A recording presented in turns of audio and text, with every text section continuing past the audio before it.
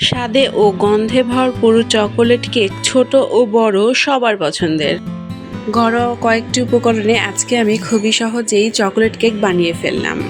আসসালামু আলাইকুম বন্ধুরা, আমি সিরাজুম মনিরা আজকে আবারও চলে এসেছি। আপনাদের সাথে অনেক গল্প হবে।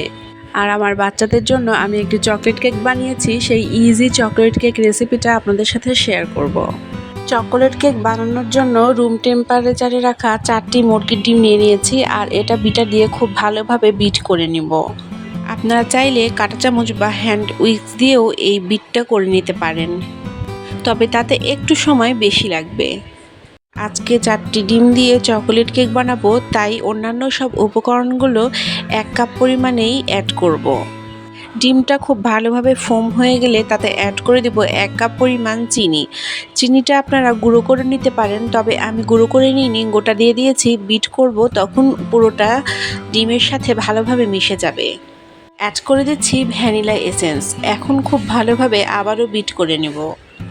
চকোলেট কেক বানানোর জন্য আমি যে কোকো পাউডারটা ব্যবহার করব, সেই কোকো পাউডারের স্মেলটাও অসাধারণ, তাই চাইলে আপনারা এই ভ্যানিলা এসেন্সটাকেও স্কিপ করতে পারেন।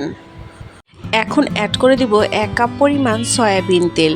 আপনারা চাইলে মেল্টেড 1 কাপ পরিমাণ বাটারও ইউজ করতে পারেন। চকোলেট কেকে বাটার অ্যাড করলে এই কেকটা বেশি স্মুথ আরও টেস্টি হয়। এখন অ্যাড করে দিব 1 কাপ পরিমাণ ময়দা এবং তার সাথে অ্যাড করে দিব 4 চামচ পরিমাণ কোকো পাউডার ও 1 চামচ পরিমাণ বেকিং পাউডার। সব উপকরণগুলো চেলে নিয়ে তারপরে আমি যে লিকুইড উপকরণগুলো আছে তার সাথে অ্যাড করে দিব।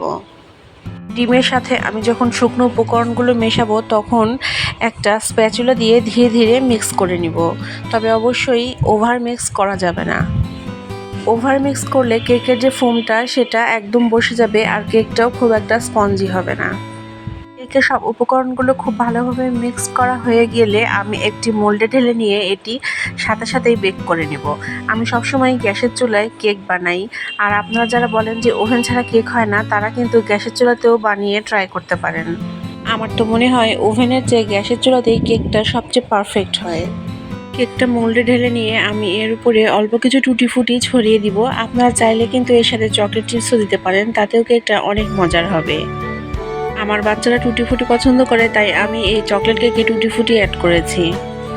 চুলায় স্টিম করে মাত্র 45 মিনিটে আমার কেকটা একদম পারফেক্টলি বেক হয়ে গিয়েছে। দেখেন, আমি কেটে দেখিয়ে দিচ্ছি যে কেকটা কতটা স্মুথ এবং স্পঞ্জি হয়েছে।